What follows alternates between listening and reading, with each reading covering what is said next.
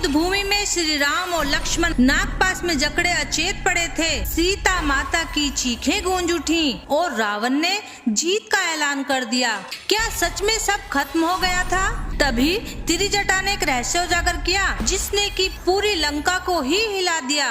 कौन सा था वो संकेत जिसने साबित कर दिया कि श्री राम और लक्ष्मण को कोई हरा नहीं सकता? जानिए इस चमत्कारी घटना को। दोस्तों, जब युद्ध के दौरान रावण के पुत्र इंद्रजीत ने नाग शास्त्र का प्रयोग करके श्री राम और लक्ष्मण को घायल कर दिया, तब दोनों वीर भूमि पर गिर पड़े। नागपाश के प्रभाव से वे बेहोश हो गए। रावण के पुत्र इंद्रजीत को यह लगा कि राम और लक्ष्मण मृत्यु को प्राप्त हो चुके हैं। इस घटना से प्रसन्न होकर रावण ने राक्षसनी सेविकाओं त्रिजटा और अन्य राक्षसियों को सीता माता के पास भेजा ताकि वे उन्हें श्री राम और लक्ष्मण की स्थिति दिखा सकें और सीता माता के मनोबल को तोड़ सकें। राक्षसियां सीता माता को पुष्पक विमान में बिठाकर युद्ध भूमि की ओर ले गईं। वहां सीता ने देखा कि श्री राम और लक्ष्मण भूमि पर पड़े हैं और उनकी देह नागपाश से बंधी हुई है। इस दृश्य को देखकर सीता माता अत्यंत व्याकुल और चिंतित हो गयीं और फूट फूट कर रोने लगीं। उन्हें लगा कि उनके पति और देवर का अंत हो गया है।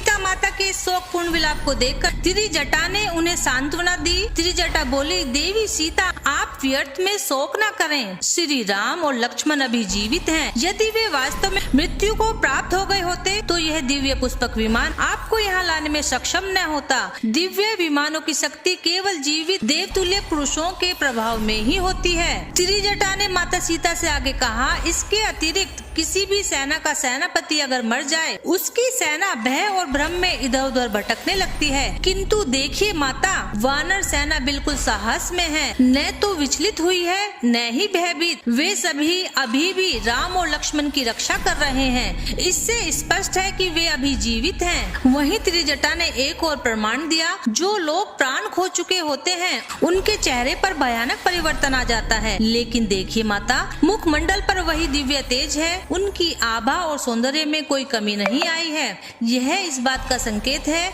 कि वे केवल नागपाश के प्रभाव में हैं, मृत नहीं। इसलिए हे सीता, आप अपने शोक, भय और भ्रम को त्याग दें। श्री राम और लक्ष्मण निश्चित रूप से जीवित हैं और शीघ्र ही पुनः युद्ध के लिए उठ खड़े होंगे। त्रिजटा की इन बातों से सीता के मन को कुछ सांत्वना मिली। इसके बाद राक्षसियां उन्हें पुष्पक विमान से वापस अशोक वाटिका ले गयी। इस घटना के कुछ समय बाद भगवान विष्णु के वाहन गरुड़ ने प्रकट होकर अपने दिव्य तेज से नागों का संहार करना शुरू कर दिया और नागपाश को काट दिया।